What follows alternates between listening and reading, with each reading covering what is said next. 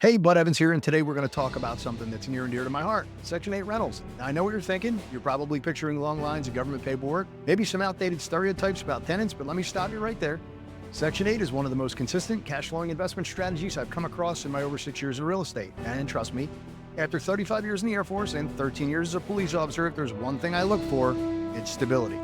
In this video, we're diving into a blog post I wrote after listening to Brandon Turner interview Mike Curidossi. Mike's a guy with a $22 million real estate portfolio and over $46,000 in monthly cash flow. The man knows his Section 8 stuff. And let me tell you, I've seen similar results with the 9 Section 8 properties that I own and the others that I manage. So whether you're just dipping your toes into real estate investing or you've been at it for a while, stick around. I'm going to bust some myths and show you how Section 8 rentals can deliver both stability and profitability and can be a cornerstone of your investing portfolio. All right, so let's break it down. Exactly what is Section 8? Officially, it's called the Housing Choice Voucher or HCV program. Most people know it as Section 8. It's a government initiative designed to help low-income families secure housing. Tenants pay a portion of their income towards rent, and the government picks up the rest. Sounds simple, right? But here's where it gets good. The rent portion is covered by the government. It's not just reliable, it's practically guaranteed. That's right. The money hits your bank account like clockwork. Now, let me tell you as someone who's managed countless rental properties, having the U.S. government backing up your tenant's rent takes a lot of the stress off your shoulders. So what's the big deal with Section 8? Let me share a few key reasons why I learned about why I've leaned into this investment strategy and why Mike Curidossi's success story really resonated with me. Guaranteed income from the government. And one of the most appealing parts of Section 8 rentals is consistent income. And if you know me, you know I like consistency. When HUD, that's the U.S. Department of Housing and Urban Development, agrees to cover a tenant's rent, they cover it. No late payments, no, the check is in the mail, no, my dog ate it. It's just in your account every month on the 1st. Mike highlighted this in the interview, and I can back him up on this 100%. In fact, I'm averaging slightly around $700 in cash flow per unit, even after all expenses. So think about that. Each unit can bring in this kind of reliable income stream month after month. Here's another reason. Long-term tenants, and I mean long-term. In my experience, and in Mike's interview, Section 8 tenants tend to stay put. Why? Well, Section 8 tenants often face long waiting lists to get onto the program, and when they do, they don't really want to leave. On average, tenants stay around 8.75 years in these units. That's fewer vacancies, less turnover, and more stability for your portfolio. The government backing reduces risk. Remember, the government's paying a significant portion of the rent, so if the tenant situation changes like loss of income, HUD steps in and covers a higher percentage. That's a safety net. It dramatically reduces the risk of non-payment. So Mike emphasized this, and I've seen it firsthand. It's a real game changer, especially when compared to traditional rentals. All right, so where do you start looking for a Section 8 property? Here's my strategy, and here's what to focus on. We all know real estate is about location, location, location. So with Section 8, I target areas where there's a demand for affordable housing, but the neighborhoods are stable. I want my properties to be a place where families can feel safe and they can build a life. That way, not only do I get consistent rent, but I'm also contributing to the community's growth. Second is property type. The sweet spot for me has been the 3-bedroom unit. Why? Because it's typically in demand by families, and families are more likely to stay long-term. Plus, the rental rates for 3-bedroom units tend to be higher. It's a simple equation. More rooms plus stable families equals more income. The third is check your profitability. Before I even consider buying, I look at HUD's published payment. Go to huduser.gov. You can find these online by zip code, and they'll tell you how much the local housing authority will pay for different size unit. It's critical because Section 8 rates can vary greatly from one location to the next by zip code to zip code or even county to county. I've seen HUD increase fair market rents annually, which means your cash flow goes up without anything on your part. That's one reason why Section 8 properties, when bought right, are so profitable. Okay, Bud, I found my property. Now what? All right, great. Time to fill it. But here's where the thorough application process comes into play. Don't let anyone tell you that just because you're working with a government program, you should lower your standards. That's a mistake. Always do your background check. Verify previous landlords. One of the most important steps is reaching out to the previous landlords. You need to know if this tenant has been reliable, paid the rent on time, and taken care of the property. I always say past behavior is the best indicator of future results. Inspect their current living situation. Go to the property they're currently living in to get them to sign their voucher. You want to avoid future headaches? Do a quick inspection of where they currently live. It tells you a lot. If their current place is a disaster, guess what? You're just going to end up the same. It's one of the most effective screening tools that we can use. Request their utility bills. This is an underrated step. Requesting recent utility bills gives you a clear picture of whether or not the tenant is responsible. If they're behind on their utilities, Red flag. You want tenants who can manage their obligations, including transferring utilities into their name when they move in. Look, being a good landlord is key, especially when dealing with Section 8. It's not just enough to collect the rent and check out. Successful landlords know that fostering good relationships with tenants keeps properties occupied longer. Provide quality housing. This is a big one. Section 8 tenants deserve quality housing just like any other tenant. So keep your properties well maintained. Make sure they pass the inspections and don't skimp on repairs. Treating your tenants with respect goes a long way. Stay on top of maintenance. As a former Air Force officer and police officer, I'm all about discipline and systems. So for my Section 8 properties, I have a system in place for maintenance and inspections. I respond quickly to the requests, and I make sure the property remains in good condition. Why? It reduces turnover, it increases rent, it increases satisfaction, and it helps me avoid costly repairs down the line.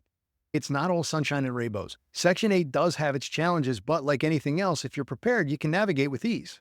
Yeah, the dreaded paperwork. Have templates ready. Tenant agreements, HUD forms, property inspections. There's a whole bunch of documentation. Get organized, use property management software. Hire a part-time admin if you need to, but stay on top of it. You don't want to lose out on income because of a missed form. HUD requires inspections. They require properties to meet certain standards, and they regularly inspect. It's part of the game. These inspectors are thorough. Everything from smoke detectors to plumbing gets checked. But guess what? If you're proactive, it's not a big deal. Stay on top of your repairs and your inspections will go smoothly.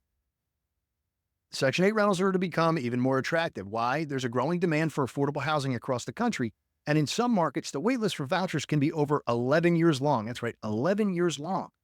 That means the demand for landlords willing to accept Section 8 tenants is only going to increase. More demand means more opportunities for investors like us. The affordable housing crisis isn't going away anytime soon, and while it presents a challenge for many, it's also a huge opportunity for those of us who are ready to step in and offer quality housing. During the interview, Mike Curidossi pointed out that in some markets, landlords can raise rents each year as HUD adjusts fair market rents. This is where doing your homework pays off. By staying on top of local trends and HUD adjustments, you can make sure you're always in a position to maximize your rental income. It's a long-term strategy, but one that's incredibly rewarding over time. Okay, let's talk about some real-world deals. These are the kinds of success stories that can show how profitable Section 8 investing can be when you understand the system and know how to leverage it. Mike bought an 18-unit building for $4.6 million. At first glance, the building was bringing in about $43,800 in gross income each month. Not bad, but here's where Mike's understanding of Section 8 came into play. He saw that the rents were well below what the local housing authority would pay. So within 90 days, Mike had negotiated new leases and raised the building's income to over $56,000 a month. It's a massive increase in net operating income, and it significantly boosted the property's overall value. This is a prime example how knowing your local housing authority's payment standards can turn a good deal into a great one. I've seen similar results in some of my own properties, and the key takeaways are simple. Do your homework. Know what HUD's willing to pay. Don't be afraid to raise rents to fair market value when it's justified. The second deal is an 8-unit building. Mike's second deal was equally impressive. He bought an 8-unit building for $1.7 million, but this time instead of renting in the units individually, he partnered with an organization that leased out the entire building. This is what's known as master leasing, and it's a strategy that can provide rock-solid, steady cash flow with zero tenant turnover. With this arrangement, Mike had guaranteed rent for all 8 units, plus the organization took responsibility for managing the tenants. After renovations, the building was bringing in over $20,000 a month in rent. Mike didn't have to worry about finding new tenants or dealing with vacancies.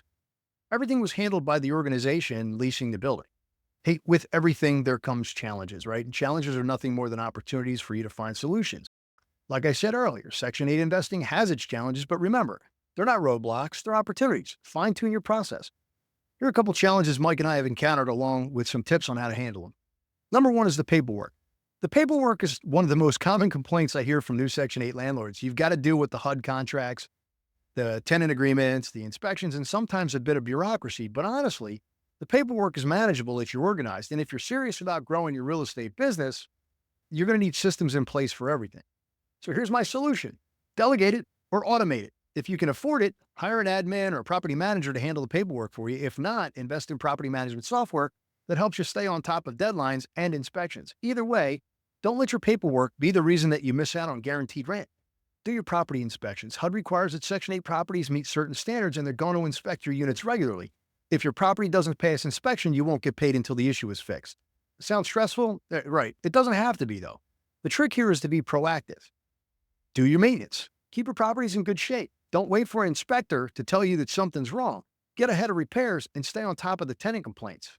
In my experience, keeping open lines of communication with your tenants and addressing any issues early means fewer surprises when it comes in time for inspection. The future of Section 8 is bright. As affordable housing becomes more scarce, Section 8 vouchers will become even more valuable. The demand is already high, with some markets seeing wait lists stretching over a decade. This isn't just a trend, it's the future of affordable housing. For landlords willing to dive into this niche, the potential for steady cash flow and long-term appreciation is significant. This is a space where investors can make a real difference, not just in their bank accounts, but also in people's lives. Providing stable, quality housing for families in need is a win-win situation. And if you're a property manager like me, it's a win-win-win situation. HUD is continuously adjusting payment standards. As inflation continues to impact the economy, we're likely to see those payments go up. That means an increase in government-backed rental income without any additional capital investment. So that's it. That's Section 8. Section 8 rentals can be stable, profitable, and rewarding. They can be a rewarding way to build your real estate portfolio, whether you're just starting out or you're looking to expand. This niche offers a real potential for long-term success. With guaranteed government payments, long-term tenants, and increased demand, Section 8 housing is a true game changer. And if you're thinking this sounds great, but where do I start? My advice is simple. Start small. Do your homework, focus on location, and don't be afraid to get your hands dirty. Before you know it, they'll be building a steady, reliable cash flow. As always, until the next video, aim high. Thanks for watching. We hope you enjoyed it and learned something new today. If you did, please show us some love and smash that like button. Your support means everything to us and helps us reach more people like you who want to aim high in real estate.